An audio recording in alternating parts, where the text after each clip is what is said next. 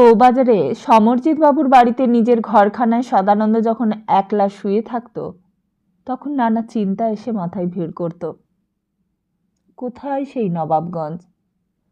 সেই নবাবগঞ্জের বারোয়ারিতলা, কালীগঞ্জ, প্রকাশ মামা, সেই কর্তাবাবু, সেই চৌধুরী মশাই, সেই নয়নতারা। নয়নতারার শেষ কথাটা তখনও তার কানে বাজত।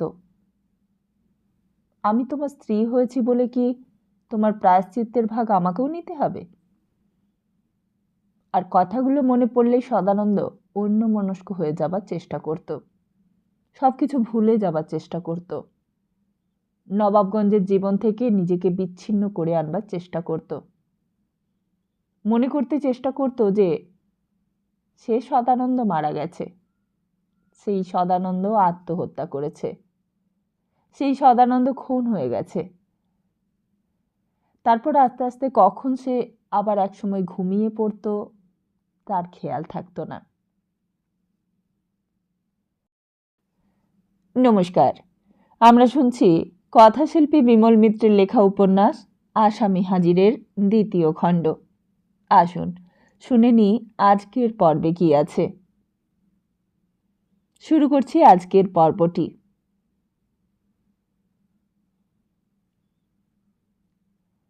কালীকান্ত ভট্টাচার্য সেই নয়নতারার মার মৃত্যুর পর থেকেই ভেঙে পড়েছিলেন।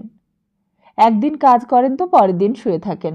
কদিন থেকেই বলেছিলেন, জামাই ষষ্ঠীর তত্ত্বের ব্যবস্থাটা করতে হবে নিখিলেশ, ওটা যেন ভুলে যেও না। তার নিখিলেশ সেই সব ব্যবস্থা আগের থেকেই করে দিয়েছিল। তবু মাঝে মাঝে বলতো, নয়নতারাকে একবার খবর দেব মাস্টারমশাই? মাস্টারমশাই বলতেন, না না, সে সেখানে আরামেই রয়েছে, তাকে আর কেন বিব্রত করবে? এ অসুখ আমার দুদিনেই ভালো হয়ে যাবে। তুমি বরং তত্ত্ব পাঠাবার ব্যবস্থাটা করে দাও। ওর মা নেই যখন, তখন ওই দায়িত্বটা আমারই, বুঝলে না?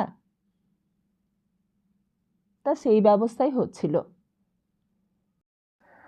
ইতিমধ্যে হঠাৎ একদিন কলকাতা থেকে নিখিলেশ শেষ ট্রেনে ফিরেছে। হঠাৎই মাস্টারমশাইয়ের বাড়ি থেকে লোক এসে ডাকাডাকি করলো। নিখিলেশ বিছানা থেকে উঠে বাইরে এসে অবাক। কে? আমি বিপিন দাদা বাবু, আপনাকে একবার ডাকতে এলুম। তোমার তো কালকে তত্ত্ব নিয়ে নবাবগঞ্জে যাবার কথা, ওসব কেনাকাটা তৈরি তো? বিপিন বললে, তা তো তৈরি, কিন্তু মাস্টারমশাইয়ের শরীরটা আবার খারাপ হয়ে গেছে, তাই আপনাকে একবার খবর দিতে এলুম। এখন কেমন আছে? ভালো নয় দাদাবাবু, আমি খবরটা পেয়েই দৌড়ে গেলুম। গিয়ে দেখি ওই কাণ্ড। আপনাকে ছাড়া আর কাকে খবর দেব বলুন? নিখিলেশ তাড়াতাড়ি জামাটা গায়ে গলিয়ে নিয়ে বাইরে এসে বললে, আচ্ছা চলো চলো। কিন্তু যার কাছে জামাই ষষ্ঠীর তত্ত্ব পাঠাবার জন্য কালীকান্ত ভট্টাচার্যের এত আগ্রহ, তার শ্বশুর বাড়িতে সেদিন তখন আরেক কাণ্ড শুরু হয়ে গেছে। সকলের সঙ্গে প্রাণকৃষ্ণ, শ্যামশয়, বিহারী পালের বউ, নিতাই হালদারের মা, সবাই এসে হাজির। পরমেশ মৌলিক ভেতরে খবর দিতে গেল। চৌধুরী মশাই খবর শুনে বললেন, কেন? ওরা এসেছে কেন? কি দরকার ওদের? পরমেশ মৌলিক বললেন, আগে তা তো জানি না, বলছেন একবার আপনার সঙ্গে দেখা করবেন। সবাই মিলে দেখা করবে? আগে হ্যাঁ। গিন্নির কানেও কথাটা গেল। বললে, তাই নাকি? বিহারী পালের বউ এসেছে? নিতাই হালদারের মাও? চৌধুরী মশাই বললেন, তা তো কিছু বলেনি, সবাইকে বৈঠকখানা ঘরে নাকি বসিয়েছে। চৌধুরী মশাই দাঁড়ালেন না, সোজা যেমন অবস্থায় ছিলেন তেমনি ভাবেই বেরিয়ে গেলেন। তখনও তিনি কল্পনা করতে পারেননি কতখানি বিস্ময় তার জন্য অপেক্ষা করে আছে। বিহারী পালের বউ হঠাৎ ভেতর বাড়িতে ঢুকে পড়েছে, পেছনে গ্রামের আরো কয়েকজন মহিলা। আমরা এলাম বৌমা। প্রীতি বললে, তা কি ব্যাপার মাসিমা হঠাৎ? মাসিমা বললে, বৌমা আমাদেরকে ডেকেছে। আমার বৌমা তোমাদের ডেকেছে? হ্যাঁ বউ, বলেছে গ্রামের সকলকে ডেকে নিয়ে আসতে। প্রীতি যেন চমকে উঠল, বললে, কই, কোথায় গেল বৌমা? দেখি জিজ্ঞেস করে যে কি জন্য ডেকেছে। ওইদিকে বাড়িতে চৌধুরী মশাই যখন গেলেন তখন দেখলেন নবাবগঞ্জের তাবৎ গণ্যমান্য লোক সবাই এসে সেখানে বসে পড়েছে। পরমেশ মল্লিক না জেনে সবাইকেই বৈঠকখানা ঘরের দরজা খুলে বসতে দিয়ে দিয়েছে। কি ব্যাপার, আপনারা হঠাৎ আমার বাড়িতে এই সময়? প্রাণকৃষ্ণ সামসে অগ্রণী হয়ে বলে উঠলেন, আপনার বৌমা সকলকে আসতে বলেছেন। চৌধুরী মশাই তো অবাক। খানিক্ষণ পর নিজেকে সামলে নিয়ে বললেন, আমার বৌমা? আমার বৌমা আপনাদের ডেকে পাঠালেন আর আমরাই জানতে পারলুম না?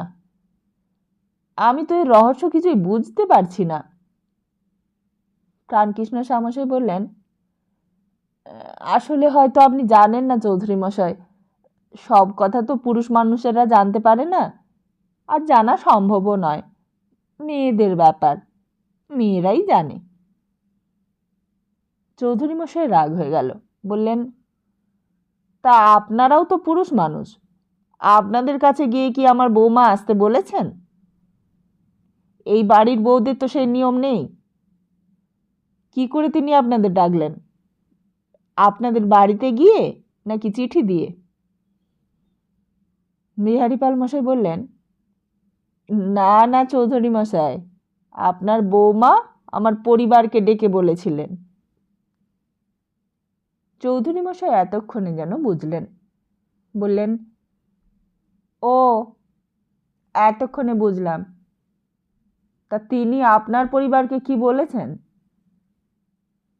ওই বলেছেন সবাইকে নিয়ে আজ আপনাদের বাড়িতে আসতে। চৌধুরী মশাই বললেন, কি উপলক্ষে? তা তিনি বলেননি, শুধু বলেছেন আসতে। চৌধুরী মশাই বললেন, আমার বৌমা ছেলে মানুষ, তিনি কাকে কি বললেন আর আপনারা তাই শুনে নাচলেন? আপনাদের তো উচিত ছিল আমাকে জিজ্ঞেস করা।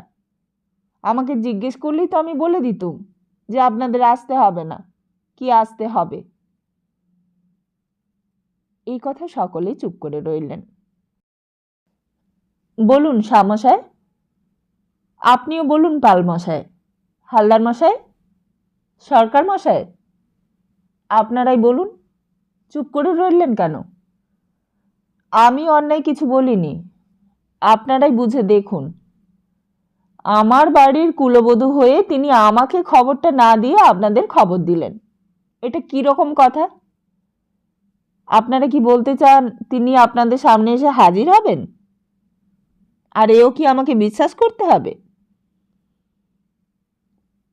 শাহমশাই এই কথার কোনো উত্তর খুঁজে না পেয়ে পাল মশাইয়ের মুখের দিকে চাইলেন। পাল মশাই বললেন, আপনার বৌমা হয়তো এমন কোনো কথা আছে যা সকলকে না শোনালে তা চলবে না, তাই হয়তো আমাদের ডেকেছেন।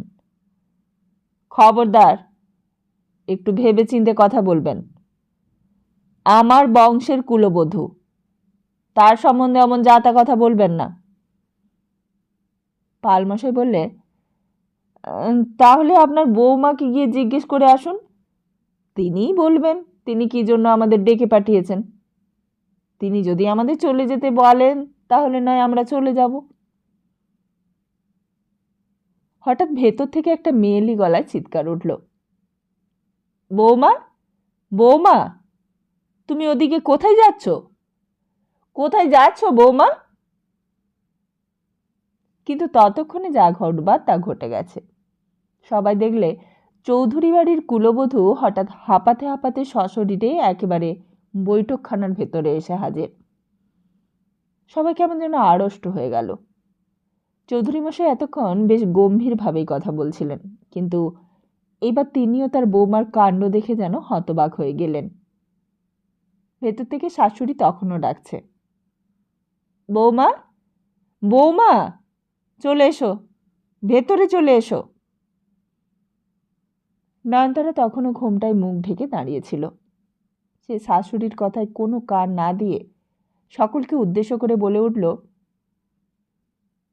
আপনারা কেউ যাবেন না, আমি এই বাড়ির কুলবধূ। হ্যাঁ, কুলবধূ। আমার অধিকার আছে আপনাদের ডাকবার, আর সেই অধিকারেই আমি আপনাদের ডেকে পাঠিয়েছি। পেছন থেকে শাশুড়ি আবার বলে উঠলেন, বৌমা, আপনারা সবাই শুনুন। আমার পিতৃতুল্য শ্বশুরমশাই এখানেই আছেন, আপনারাও রয়েছেন। আমি যা বলবো সকলের সামনে প্রকাশ্যে বলবো। আমার শ্বশুরমশাই একটু আগেই আমাকে এই বাড়ির কুলবধূ বলেছেন আপনাদের কাছে। আমি সেই চৌধুরী বংশের কুলবধূ হিসেবেই আমার সব কথা আপনাদের কাছে পেশ করব। চৌধুরী মশাই বললেন, বৌমা, তুমি ভেতর বাড়ি ছেড়ে বার বাড়িতে এলে যে? যা বলবার ভেতর বাড়িতে গিয়ে তোমার শাশুড়ি মাকে বলো। এখানে কেন এলে তুমি? নয়নতারা বললে, না, আমি এখানে সকলের সামনে বলবো। এতদিন আমার লজ্জার মর্যাদা কেউ যখন দেয়নি, তখন আর কারোর কাছ থেকে লজ্জা, সম্ভ্রম, শালীনতার এসব কথা আমি আজ শুনবো না। কিন্তু বৌমা, তুমি চৌধুরী বাড়ির বউ হয়ে বৈঠকখানা ঘরে আসবে তাই বলে? নয়নতারা শ্বশুরের মুখের ওপরেই বলে উঠল, হ্যাঁ, আসবো। এখানে না এলে আমার সব লজ্জার কথা সকলকে বলবো কি করে? আপনারা কি আমার লজ্জার মুখ রেখেছেন যে বৈঠকখানা ঘরে আসতে আমি লজ্জা পাবো? চৌধুরী মশাই এবার উত্তেজিত হয়ে উঠলেন, বললেন, তোমার তো বড্ড বার হয়েছে বৌমা, তুমি আমার মুখের ওপর কথা বলো। নয়নতারা বললে, আপনি গুরুজন, আমার সঙ্গে আপনি যদি গুরুজনের মতন ব্যবহার করতেন তাহলে নিশ্চয়ই আমিও আপনার মুখের ওপর কথা বলতে সাহস পেতুম না। কিন্তু আজকে আমি যা করেছি তা বাধ্য হয়েই করেছি। আপনারাই আমাকে সকলের সামনে দাঁড়িয়ে এমন করে নিজের কথা কবুল করতে বাধ্য করেছেন। শাশুড়ি পেছন থেকে আবার ডাকলো, বৌমা, ভেতরে এসো, এসো বলছি। বিহারীপালের বউ এতক্ষণ আড়ালে দাঁড়িয়ে সব শুনছিল। বললে, তা বৌমা কি বলছে বলতে দাও না বউ, তুমি কেন ব্যাগড়া দিচ্ছ মাঝখান থেকে? শাশুড়ি বললে, ব্যাগড়া দেব না? বাড়ির বউ হয়ে সকলের সামনে গিয়ে দাঁড়াবে আর তোমরা সবাই মজা দেখবে বলতে চাও? নিতাই হালদারের মার অনেক বয়স হয়েছে। গন্ডগোলের মধ্যে তার বুকটা কেমন যেন কাঁপছিল। সবাই মিলে তাকে এখানে ডেকে এনেছিল। বুড়ি প্রথমে আসতে চায়নি। সবাই যা বলছিল তা তার কানে যাচ্ছিল। এখন তার মুখ ফুটল, বলে, তা বৌমার কি হয়েছে গা? এক ঘর লোকের সামনে বৈঠকখানায় কেন গেল? একদিকে বৈঠকখানার ভেতরে পুরুষের ভিড়, আর এই ধারে ঘরের বাইরে বাড়ির বারান্দায় মেয়েরা দাঁড়িয়ে। পরমেশ মল্লিক চণ্ডীমণ্ডপ থেকে বেরিয়ে চৌধুরী মশাইকে ডেকে দিয়েছিল। তারপর বাড়ির বৌমার আবির্ভাবে স্তম্ভিত হয়ে গিয়েছিল। এতদিন খোকাবাবুর বিয়ে হয়েছে, তবু একদিনের জন্য বৌমার মুখ দেখেনি। আর সেই বৌমাকে বৈঠকখানা ঘরে আসতে দেখে সে আরও ভয় পেয়ে গিয়েছিল। কৈলাস গোমস্তার তখন কাজ কমে গিয়েছিল। কর্তাবাবুর মারা যাওয়ার পর থেকেই বলতে গেলে তেমন আর কোনো কাজ ছিল না তার। সকালবেলা আসতো, কিছুক্ষণ চণ্ডীমণ্ডপে বসে পরমেশ মল্লিকের খাতাগুলো দেখত, তারপর দুপুরবেলা নিজের বাড়িতে খেতে চলে যেত। আবার খাওয়া দাওয়ার পর ফিরে এসে চৌধুরী মশাইয়ের কাছে বসে হিসেবের বাকি কাজগুলো করে দিত। তা সেদিনও এসেছিল কৈলাস, কিন্তু হঠাৎই হইচই গোলমাল শুনে একেবারে নিচে চলে এসেছে। পাশে দিনু দাঁড়িয়েছিল। তার কাছে এসে কৈলাস জিজ্ঞেস করলে, এখানে কি হচ্ছে রে দিনু? নয়নতারা তখন বৈঠকখানা ঘরের ভেতরে বলে চলেছে, আপনারা অনেকেই আমার বিয়ের সময় আমাকে দেখেছেন, সেদিনও আমাকে আপনারা দেখেছেন, আজ আবার এতদিন পরও দেখছেন। বলতে পারেন আমার এই চেহারা হয়েছে কেন? কেন আমি এত শুকিয়ে গিয়েছি? প্রশ্নটা করে নয়নতারা খানিকক্ষণ চুপ করে রইল। তারপর আবার নিজেই বলতে লাগলো, মানুষ শুকিয়ে যায় নিজের কষ্টে। আমার পাশের বাড়ির দিদিমা আমাকে অনেক দিন বলেছেন, বৌমা, তোমার শরীরটা শুকিয়ে যাচ্ছে কেন? তুমি একটু ভালো করে খাওয়া দাওয়া করতে পারো না? না খেলে তোমার শরীর যে টিকবে না। আমি এর উত্তরে কিছুই বলতে পারিনি দিদিমাকে। বলবো কি করে? আমার মনে যে কষ্ট তা বাইরের লোককে আমি বলবো কি করে? বাড়ির বউ হয়ে বাড়ির লোকের কাছে তাকিয়ে আর বলা যায়? কারণ এটা তো আমার শ্বশুর বাড়ি, এ তো আমার স্বামীর বাড়ি। শ্বশুর বাড়ি স্বামীর বাড়ি সে তো মেয়ে মানুষের কাছে তীর্থস্থান। সেখানকার নিন্দে করতে নেই, সেখানকার নিন্দে শুনতেও নেই। আমার মা এখানে আসবার আগে বারবার করে আমাকে বলে দিয়েছিলেন, শ্বশুর শাশুড়িকে দেবতার মতো ভক্তি করবে, তাদের মুখের ওপর কথা বলল না। আজকে আমার মা আর বেঁচে নেই। মা যদি আজ বেঁচে থাকতো, মাকে বলতুম, মা, তোমার কথা আমি রাখতে পারলুম না মা, আমাকে তুমি ক্ষমা করো। আর তাছাড়া বিয়ের পর তো নিজের বাবা মাও পর হয়ে যায়, তখন শ্বশুর শাশুড়ি বাবা মার জায়গা নিয়ে নেন। তাদের মেয়ে হয়ে, তাদের বাড়ির পুত্রবধূ হয়ে আমি কি তাদের নামে নিন্দে করতে পারি? নিন্দে করলেও তা কি কোনো শিক্ষিত মেয়ের পক্ষে করা উচিত? বলুন। আপনারা সকলেই বিচক্ষণ ব্যক্তি, আপনারাই বলুন, তা কি করা উচিত? প্রাণকৃষ্ণ শ্যামশয় একেবারে সামনের দিকে বসেছিল। বললেন, না না বৌমা, তা করা উচিত নয়। তারা তোমার পিতৃমাতৃতুল্য, তাদের নিন্দে তোমার মুখে শোভা পায় না মা। নয়নতারা বলতে লাগলো, হ্যাঁ, আপনারা ঠিকই বলেছেন, তাঁদের নিন্দে মহাপাপ। আমি যদি আপনাদের কাছে তাদের নামে কোনো অপবাদ দিই, তাহলে পরলোকে গিয়ে নরকেও আমার স্থান হবে না। আমি সেই জন্য আপনাদের আজ ডেকে পাঠাইনি। এতক্ষণে চৌধুরী মশাই যেন একটু স্বস্তির নিঃশ্বাস পড়ল। পেছন দিকে ঘরের বাইরে চৌধুরী মশাইয়ের গৃহিণী এতক্ষণ চুপ করে সব শুনছিল। এইবার চৌধুরী মশাইয়ের দিকে চেয়ে বললে, ওগো, তুমি এখনো শুনছো দাঁড়িয়ে দাঁড়িয়ে?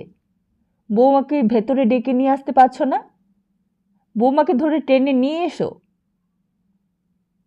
চৌধুরী মশাই কাছে এলেন, কথাটা ভালো করে শুনতে পাননি, জিজ্ঞেস করলেন, কি বলছো?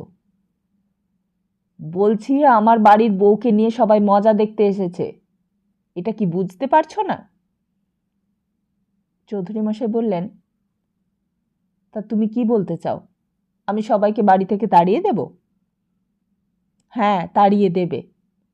আমার বাড়ির ভেতরের ব্যাপারে ওরা কেন নাক গলাতে আসবে? কে ওরা? ওরা আমাদের খাওয়ায় না পড়ায়? চৌধুরী মশাই বললেন, তা ভদ্রলোকদের কি সোজাসুজি তাড়িয়ে দেওয়া যায় নাকি? গৃহিণী বললেন, তা তুমি তাড়িয়ে দিতে না পারো, আমি ভেতরে গিয়ে ওদের চলে যেতে বলি? তুমি ওদের সামনে যাবে? কি বলছো কি তুমি?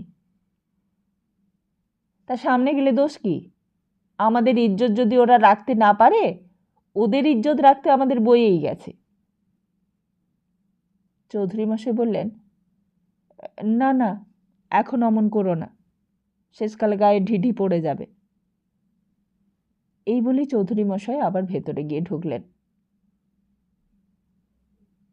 নয়নতারা তখনও ঘরের ভেতরে তেমনি মাথা উঁচু করে দাঁড়িয়ে আছে, তখনও এক মনে বলে চলেছে, আপনারা জানেন আমার স্বামী আমার সঙ্গে ঘর করেননি, কিন্তু কেন করেননি তা কি জানেন আপনারা? জানেন? যদি না জেনে থাকেন আমি আপনাদের বলে দিচ্ছি। ঘর করেনি কারণ তিনি ছিলেন সত্যিকারের পুরুষ মানুষ। হ্যাঁ, সত্যিকারের পুরুষ মানুষ। সমাগত ভদ্রলোকেদের মধ্যে তখন বেশ একটা অস্পষ্ট গুঞ্জন শুরু হয়ে গেছে। বিশ্বাস করুন, তার উপর আমার কোনো অভিযোগ নেই। তিনি এই বাড়িতে জন্মে যা কিছু দেখেছেন তাতে তার এই বংশের ওপরে অশ্রদ্ধা হয়ে গিয়েছিল। তিনি বুঝেছিলেন এর থেকে মুক্তি পেতে গেলে তাকে এই বাড়ি ছাড়তে হবে, আর সঙ্গে সঙ্গে আমাকেও ছাড়তে হবে। বলতে বলতে নয়নতারার যেন দম বন্ধ হয়ে আসতে লাগলো। একবার খানিকক্ষণের জন্য দম নিয়ে সে আবার বলতে লাগলো, তারপর আমার স্বামী একদিন এই বাড়ি ছেড়ে চলে গেলেন, আমাকে ত্যাগ করে গেলেন। ততক্ষণে ওদিকে বারোয়ারি তলায় খবর চলে গেছে। কেদার দৌড়তে দৌড়তে নিতাই হালদারের দোকানে এসে হাজির। সবাই তখন এক মনে তাস নিয়ে মেতেছিল। কেদার তখনও হাঁপাচ্ছে। বললে, ওরে, মজার কাণ্ড হয়েছে, চৌধুরী বাড়িতে মজার কাণ্ড শুরু হয়ে গেছে। কি কাণ্ড রে? আরে চৌধুরী বাড়ির বৈঠকখানায় সদার বউ নাকি সওয়াল জবাব করছে। কিসের সওয়াল জবাব? ব্যাপারটা অনেকেরই কানে তখনও যায়নি। জিনিসটা বুঝতে অনেকেরই তখনও সময় লেগেছিল। নিতাই বললে,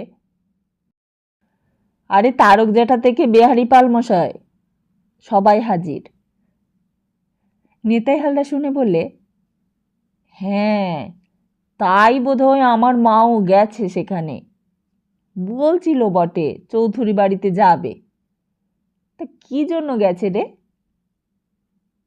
আরে সদার বউ যে সবাইকে ডেকেছিল, তার নিজের কথা নাকি সকলকে শোনাবে। সদার বউ?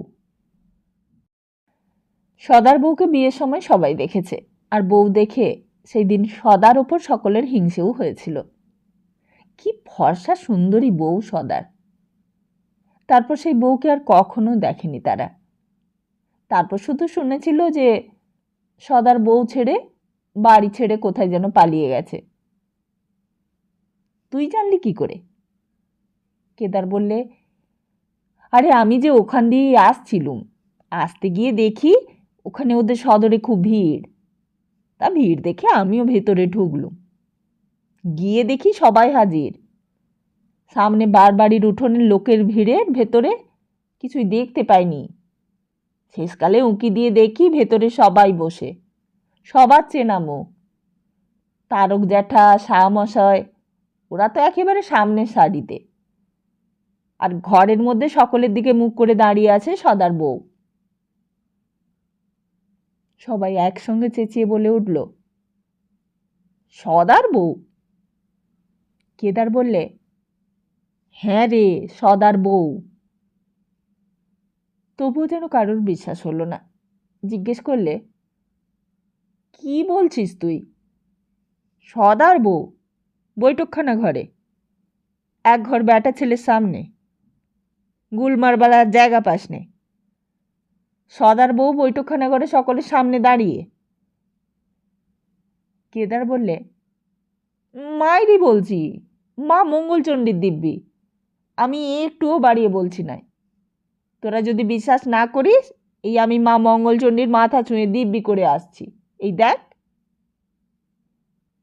এই বলেই বটগাছটার দিকে দৌড়ে চলে গেল। বটগাছের তলায় সিমেন্ট বাঁধানো বেদির ওপর মঙ্গলচণ্ডীর একটা পাথরের মূর্তি ছিল। সেইখানে গিয়ে মূর্তির মাথাটা ছুঁয়ে বললে, এই দেখ, মার মাথা ছুঁয়ে দিব্যি করছি, মায়েরই বলছি, সদার বউ বৈঠকখানায় দাঁড়িয়ে আছে দেখে এলুম। এতক্ষণে যেন সকলের বিশ্বাস হলো। জিজ্ঞেস করলে, তা কীরকম দেখলি? কেদার বললে, উহ, কি ফর্সা তোদের, কি বলবো, যেন রূপ ঠিকরে বেরোচ্ছে। গোপালের যেন বেশি আগ্রহ। বললে, কি বলছিল কি? আরে আমি কি চাই সব শুনেছি। ভিড়ের জ্বালায় কি আর ভেতরে ঢোকা যায় যে সব শুনবো? গোপাল ষাট সকলের দিকে চেয়ে বললে, চল ভাই, দেখে আসি। তাসটা সব পড়ে রইল। নেতাই হালদার তার দোকানের ভার তার চাকরটার হাতে ছেড়ে দিয়ে ছুটল চৌধুরী বাড়ির দিকে, যেন দেরি হয়ে গেলে সব মজা খতম হয়ে যাবে। আর ওদিকে ভেতরে তখন নাটকের পঞ্চম অঙ্ক চলছে। তারক চক্রবর্তী বলছেন, আপনি আপনার বৌমাকে বলতে দিন চৌধুরী মশাই, উনি যা বলছেন তা আগে বলতে দিন, তারপর আপনার যা বলবার তা বলবেন। চৌধুরী মশাই বললেন, তা আপনারা কি ভাবেন, বৌমার মিছে কথাগুলো বলে যাবে আর আমি চুপ করে সব শুনে যাব? নয়নতারা বলে উঠলে, না, আমি একটা কথাও মিছে কথা বলিনি। আমি নিজের চোখে যা দেখেছি আমি তাই বললুম। আমি নিজের চোখে দেখেছি উনি কর্তাবাবুর গলা চেপে ধরেছেন। মিথ্যে কথা, সব আগাগোড়া মিথ্যে কথা। চৌধুরী মশাই জোরে প্রতিবাদ করে উঠলেন।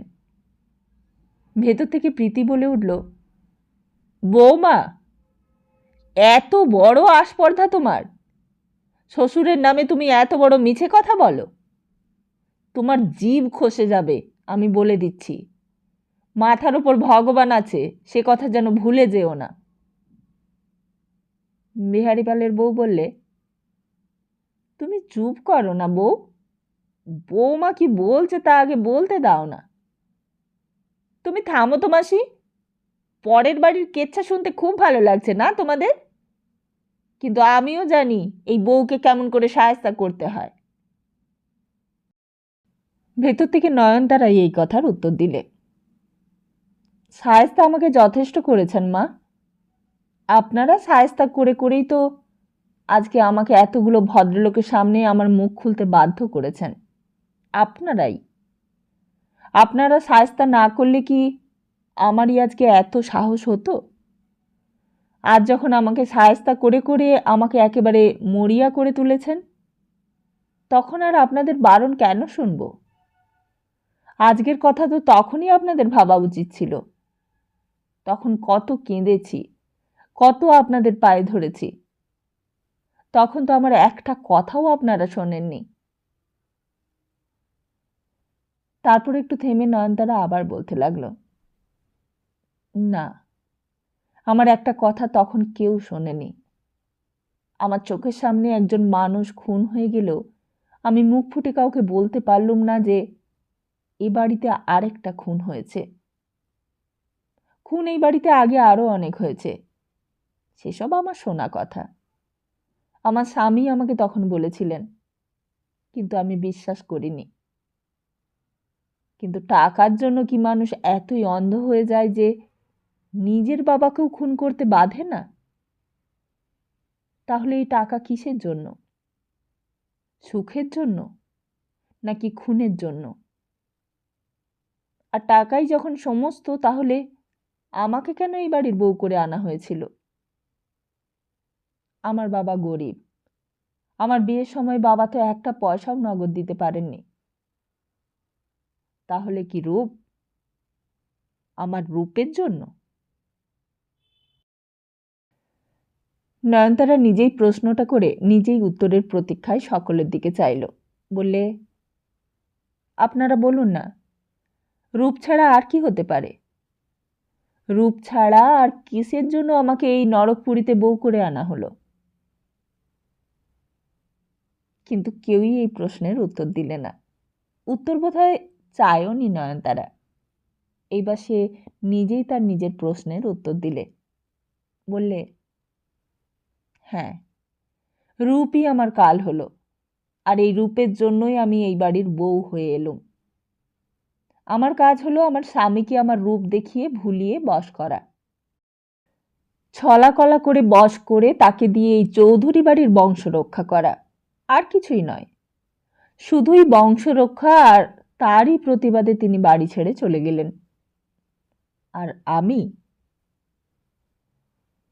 নয়নতারার সমস্ত শরীরে তখন দরদর করে ঘাম ঝরছে। বলতে বলতে তার যেন নেশা লেগে গিয়েছিল।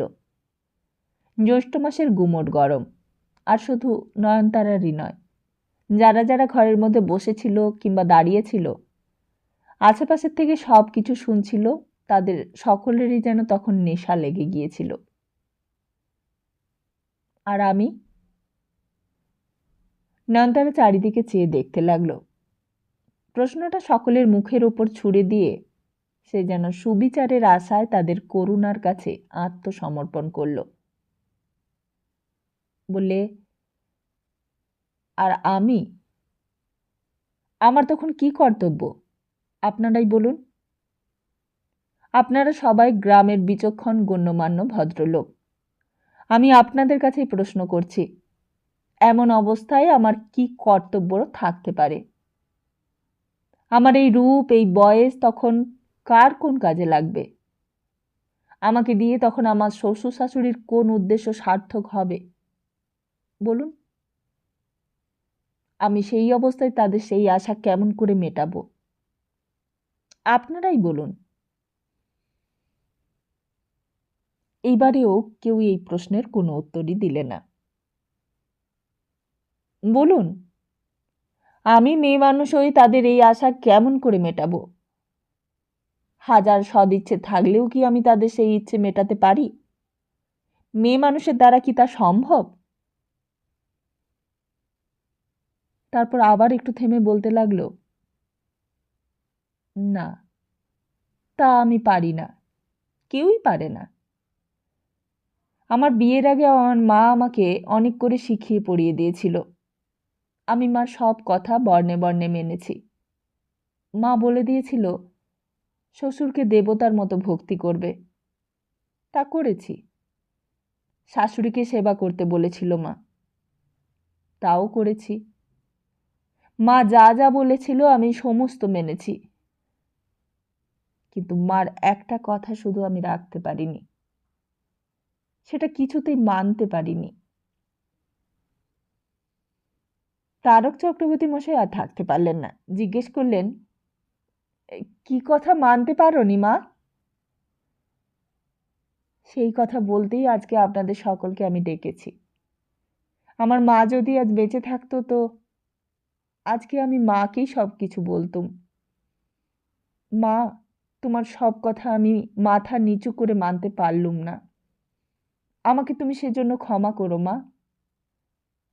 মা বেঁচে থাকলে মা আমার কথার উত্তরে কি বলতো তা আমি জানি না, কিন্তু এখন আমার মা নেই, তাই আপনাদের মতো গুরুজনদেরই আমি জিজ্ঞেস করছি, আপনাদের কাছেই আমি প্রশ্ন রাখছি, আপনারাই বলুন, আমার কি অন্যায় হয়েছে? আমি কি অন্যায় করেছি? এইবার শ্যামশাই জিজ্ঞেস করলেন, কোন কথাটা তুমি রাখতে পারোনি মা? আমার শাশুড়ি আমায় বলেছিলেন রাত্রে আমার ঘরের দরজাটা খুললে শুতে। কেন? নয়নতারা বললে, আমিও আমার শাশুড়িকে সে কথাই জিজ্ঞেস করেছিলুম, কেন কেন আমি দরজা খুললে শোব? তা শাশুড়ি কোনো কারণই বলেননি। যখন আরও একবার জিজ্ঞেস করেছিলুম তখন তিনি বলেছিলেন, তর্ক করো না বৌমা, আমি যা বলছি তুমি তাই করো। শাশুড়ি পেছন থেকে বলে উঠল, মিছে কথা বলো না বৌমা, তোমার ভালোর জন্যই আমি তোমাকে দরজা খুলে শুতে বলেছিলুম তোমার একলা ঘরে শুতে ভয় করতে পারে, আমি সংসারের কাজকর্ম সেরে তোমার পাশে গিয়ে শোব। নয়নতারা বললে, হয়তো আপনি তাই বলেছিলেন মা, হয়তো আমি শুনতে ভুল করেছিলুম, হয়তো আপনার কথাটাই ঠিক, কিন্তু একটা কথা জিজ্ঞেস করি, আপনি কি তারপর একদিনও আমার ঘরে আমার পাশে এসে শুয়েছিলেন? আমার নিজের মা হয়ে যা করতো তা কি আপনি কোনোদিন করেছেন তারপর? না অন্য একজনকে আমার ঘরে পাঠিয়ে দিয়েছিলেন? বৌমা! চৌধুরী মশাই এবার চিৎকার করে উঠলেন, বললেন, মনে রেখো বৌমা, তুমি তোমার শাশুড়ির নামে যা দোষ দিচ্ছ, শাশুড়ি তোমার মায়ের মতন হয়, তার নামে দোষ দিলে নরকেও কিন্তু তোমার স্থান হবে না। নয়নতারা এবার শ্বশুরের দিকে মুখ তুলে চাইলে, বললে, নরকেই তো এখন আমার স্থান হয়েছে বাবা, নরকেই তো আমি বাস করছি। এই বাড়িকে নরক ছাড়া আর কি বলবো বলুন? নরক কি এর চেয়েও কষ্টের জায়গা মনে করেন? নরকের কি এর চেয়েও জঘন্য চেহারা? নরকের কথা কি শুধু মহাভারতেই লেখা আছে? এই পৃথিবীতে কি নরক আর নেই? আর তাছাড়া এই বাড়ি যদি নরক না হয়, তবে নরক কোথায়? কোথায় খুঁজতে যাব নরক? পেছন থেকে শাশুড়ি বলে উঠলেন, তোমার বড্ড বার বেড়েছে বৌমা, কিছু বলি না বলে তুমি একেবারে সাপের 5 পা দেখেছ। হা ঘরের বাড়ি থেকে মেয়ে এনেছিলুম বলেই আজ আমার এই দুর্দশা। নয়নতারার সঙ্গে সঙ্গে বলে উঠল, মা, দোহাই আপনার, আমাকে যা বলেন বলুন, কিন্তু আমার বাবাকে আপনি আর গালাগালি দেবেন না আমার সামনে। আমি যত অপরাধী করে থাকি, আমার বাবার তো কোনো দোষ নেই, তাকে আর দয়া করে এই নরককুণ্ডে টেনে আনবেন না, আপনার পায়ে পড়ছি।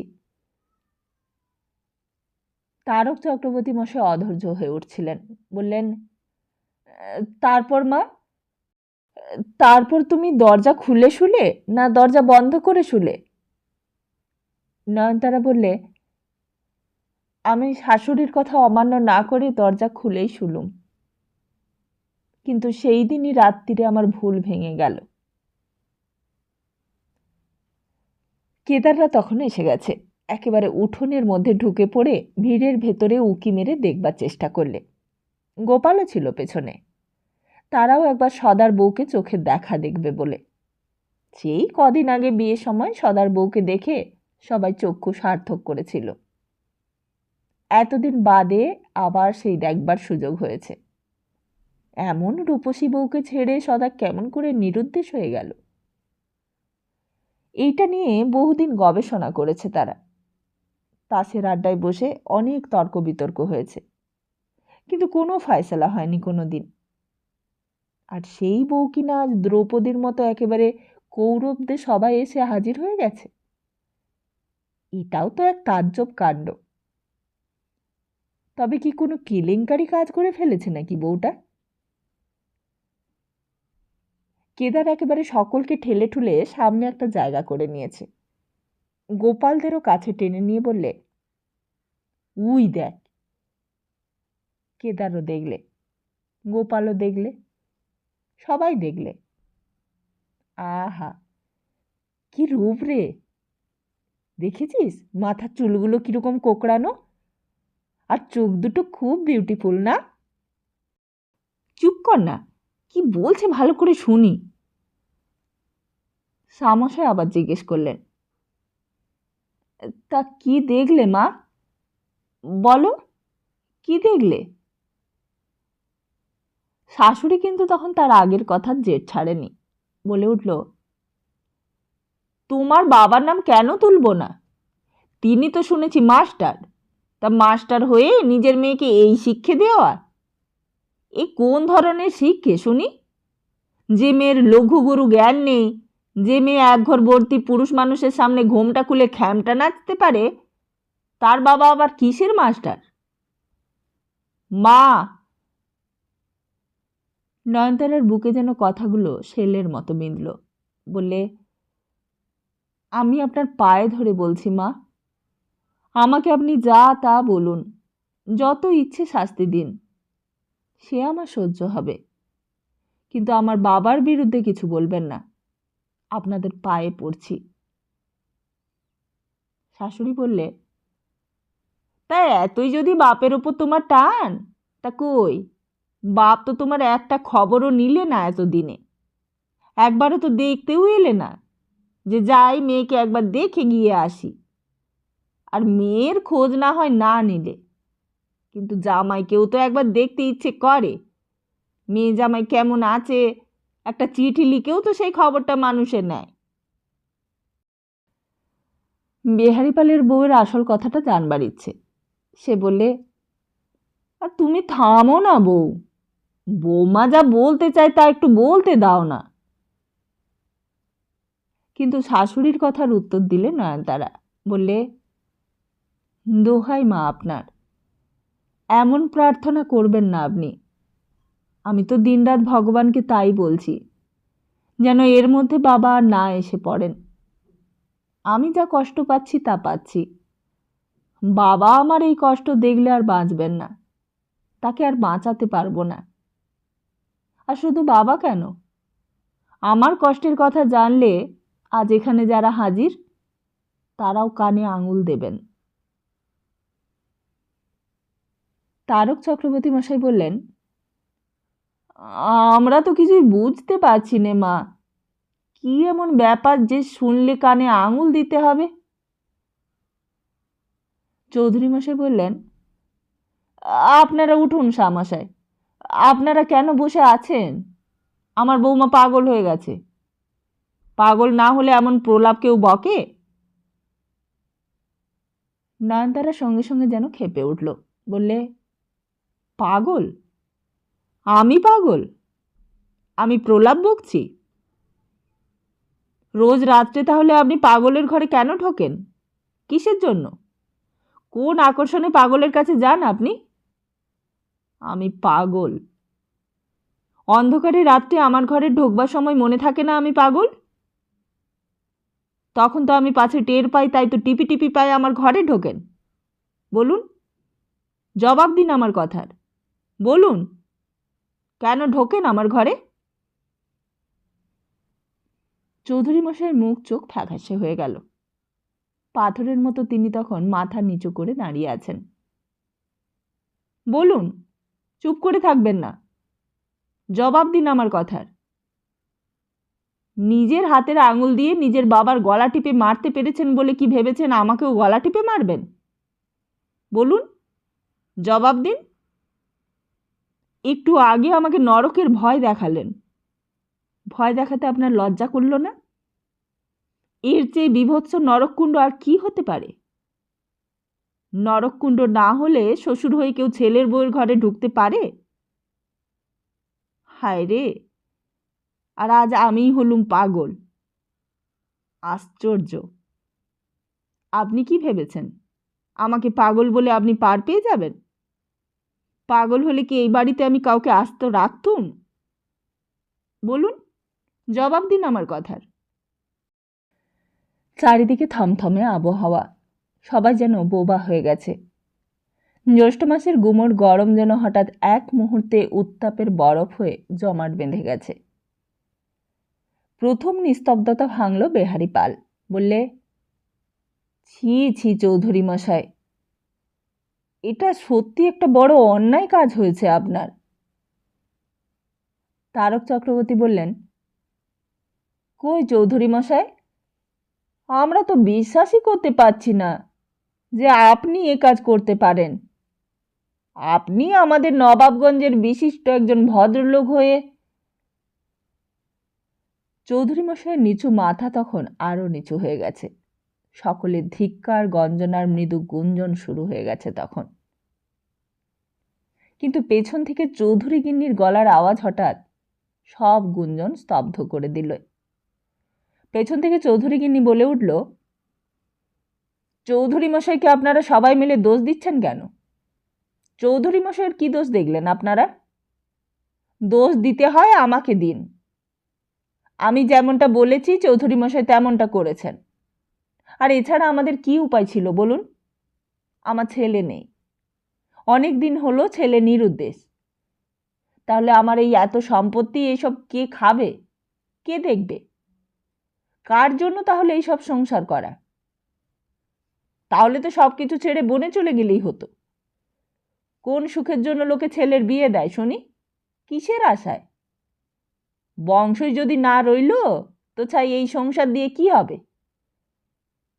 আমার শ্বশুর অনেক সাধ করে নাতির জন্য সোনার হার গড়িয়ে রেখে দিয়ে গেছেন। তাহলে সেই হার কার গলায় পরাবো?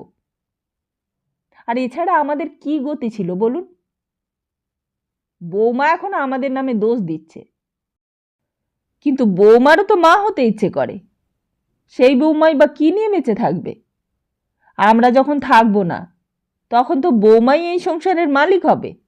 তখন তখন বৌমা কার জন্য কিসের আশায় সংসারটা করবে? আর আপনারা আমাদেরই অন্যায়টা দেখলেন, কিন্তু আমাদের দুঃখটা তো বুঝলেন না। তারক চক্রবর্তী উপস্থিতিদের মধ্যে সবচেয়ে প্রবীণ লোক। তিনি বললেন, বৌমা, হাজার দুঃখ থাক তোমার, তাই বলে চৌধুরী মশাইয়ের এই আচরণ তো সহ্য করা যায় না। চৌধুরী গিন্নি ভেতর থেকে বললে, তা যদি সহ্য করা না যায়, আমরাও আর বৌমাকে সহ্য করব না। ছেলের বিয়ে দিয়ে বউ এনেছিলুম, সেই ছেলেকেই যখন বৌমা বশ করতে পারলে না, তখন অমন বৌমাকে আমাদের দরকার নেই। যাদের বাড়ির মেয়ে তাদের বাড়িতেই আবার চলে যাক। ও দুষ্টু গরুর চেয়ে আমার শূন্য গোয়াল অনেক ভালো। তা বললে তো চলবে না বৌমা। আমরা 5 জন গ্রামের ভদ্রলোক থাকতে তোমার বৌমাকে আমরা অপমান করে তাড়িয়ে দিতে দেব না। তোমরা তাকে তাড়িয়ে দিতে পারবে না, তাতে আমাদের গ্রামের অকল্যাণ হবে। চৌধুরী গিন্নি তেমনি গলা উঁচু করে বললে, কিন্তু অমন বউ আমাদের দরকার নেই। আমি অমন বউকে খাইয়ে পরিয়ে বাহার করে ঘরে সাজিয়ে রাখতে পারবো না। ও এক্ষুনি বিদেয় হয়ে যাক। কথাটা খুবই রূঢ়, সকলেরই খট করে কানে লাগলো। নয়নতারা বললে, কিন্তু আমিও আর থাকতে চাই না মা। এই নরককুণ্ডতে আমিও থাকতে চাই না। আমাকে পায়ে ধরে সাধলেও আমি থাকবো না। তাহলে তোমার যেখানে ইচ্ছে সেখানে যাও। তা সে বাপের বাড়ি যাও আর রেলবাজারে গিয়ে ঘর ভাড়া করে থাকো, আমি সেসব দেখতে যাচ্ছি না।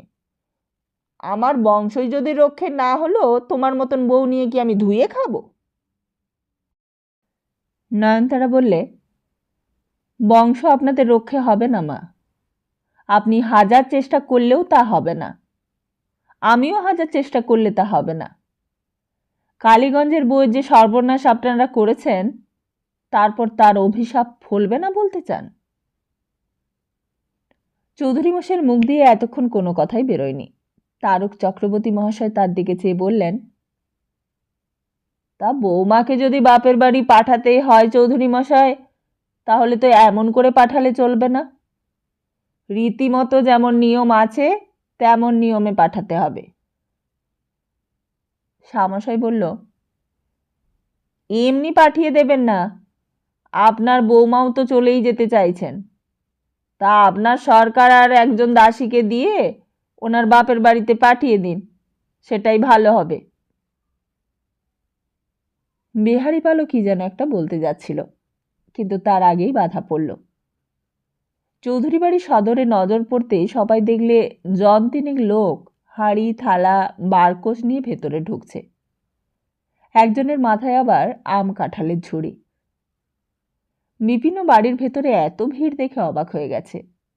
কে একজন এগিয়ে গিয়ে বুঝি জিজ্ঞেস করলে, কোত্থেকে আসছো গো তোমরা? এসব কি? বিপিন বললে, আমরা আসছি কেষ্টনগর থেকে, জামাই ষষ্ঠীর তত্ত্ব নিয়ে। আর সঙ্গে সঙ্গে খবরটা এক মুখ থেকে আরেক মুখে রটে যেতে যেতে একেবারে আসরের ভেতরে গিয়ে কথাটা পৌঁছল। বিহারীপালের বউ দাঁড়িয়ে সব শুনছিল এতক্ষণ। তার পাশেই নিতাই হালদারের মা। তার পাশে পাড়ার আরো কজন মেয়ে মানুষ ঘোমটা দিয়ে দাঁড়িয়েছিল, আর দরজার একেবারে মুখোমুখি দাঁড়িয়েছিল চৌধুরী গিন্নি। ঘরের ভেতরে চৌধুরী মশাই, তারক চক্রবর্তী, বিহারীপাল, শাহ মশাই সকলের কানে কথাটা গিয়ে পৌঁছল। কে? কোথা থেকে এসেছে? কেষ্টনগর থেকে? জামাই ষষ্ঠীর তত্ত্ব? আর সমস্ত আবহাওয়াটা যেন সঙ্গে সঙ্গে অন্যরকম হয়ে গেল। এতক্ষণ ছন্দ, তাল, লয় সব ঠিক মতো বজায় ছিল, কিন্তু এবার যেন সব বেতাল হয়ে গেল। চৌধুরীগিন্নি তত্ত্বওয়ালাদের দিকে এগিয়ে আসছিল। বিপিনের সামনে এসে বললে, এসো এসো এসো বাবা, তোমরা ভেতরে এসো। কিন্তু নয়নতারার কানে কথাটা যেতেই নয়নতারা ভিড় ঠেলে নিজেই বৈঠকখানার বাইরে চলে এসেছে। দিদিমণিকে সেই অবস্থায় দেখে বিপিন যেন হাসতে ভুলে গিয়েছিল। নয়নতারা বিপিনের সামনে এসে দাঁড়িয়ে জিজ্ঞেস করলে, বিপিন তুমি? মাস্টারমশাই জামাই ষষ্ঠীর তত্ত্ব পাঠিয়েছেন দিদিমণি। তুমি ভালো আছো? নয়নতারা সে কথার উত্তর না দিয়ে বলে উঠল, জামাই ষষ্ঠীর তত্ত্ব আর নামাতে হবে না এখানে, তোমরা সব ফিরিয়ে নিয়ে যাও। বিপিন চমকে উঠেছে। বললে, কেন দিদিমণি? দাদাবাবু এত কষ্ট করে সব জোগাড় যন্তর করলেন, ফিরিয়ে নিয়ে যাব? হ্যাঁ, এক্ষুনি ফিরিয়ে নিয়ে যাও। বিপিন তখনও কিছুই বুঝতে পারছে না। সে স্তম্ভিত হয়ে চেয়ে রইল নয়নতারার দিকে। বাড়ির ভেতরে যত লোক জমেছিল সবাই তখন এক দৃষ্টে নয়নতারার কাণ্ড দেখছে। চৌধুরীগিন্নি বললেন, ওরা তত্ত্ব নিয়ে এসেছে, তুমি ফেরত পাঠাচ্ছ কেন বৌমা? ওরা ফেরত যাবে। যে বাড়িতে জামাই নেই সেখানে জামাই ষষ্ঠী পাঠিয়েছে। ফিরে যাও, ফিরে যাও বলছি। বিপিনদের তখনও হতভম্ব ভাবটা কাটেনি। বললে, ফিরে যাব? নয়নতারা বললে, হ্যাঁ, আমি বলছি ফিরে যাবে। আর যদি ফিরে নিয়ে না যাও, আমি এই মাটিতে সব ফেলে দেব। যাও ফিরে। এখনো দাঁড়িয়ে দাঁড়িয়ে কি দেখছো? আমার কথা বিশ্বাস হচ্ছে না? তোমাদের জামাইবাবু এই বাড়িতে থাকে না, এই বাড়িতে আর কখনো তিনি আসবেন না, আর আমিও এই বাড়ির আর কেউ নই। যাও তোমরা, চলে যাও। বিপিন কি করবে বুঝতে পারছিল না। চৌধুরী মশাই হঠাৎ এসে মাঝখানে দাঁড়ালেন। বললেন, কি করছো বৌমা? ওদের তাড়িয়ে দিচ্ছ কেন? ওরা তত্ত্ব নিয়ে এসেছে, ওদের কি অন্যায় হয়েছে শুনি? ওরা থাক। এসো এসো, তোমরা ভেতরে এসো। কিন্তু নয়নতারা হঠাৎ এক কাণ্ড করে বসল। বললে, না, ওরা আর এখানে দাঁড়াবে না।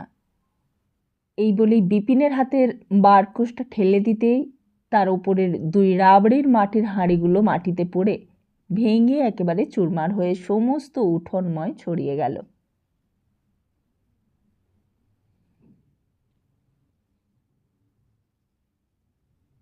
তাহলে আজকের মতোই এখানেই শেষ করছি। খুব তাড়াতাড়ি ফিরছি আগামী পর্ব নিয়ে। ততদিন ভালো থাকুন, সুস্থ থাকুন আর সবাইকে ভালো রাখুন। নমস্কার।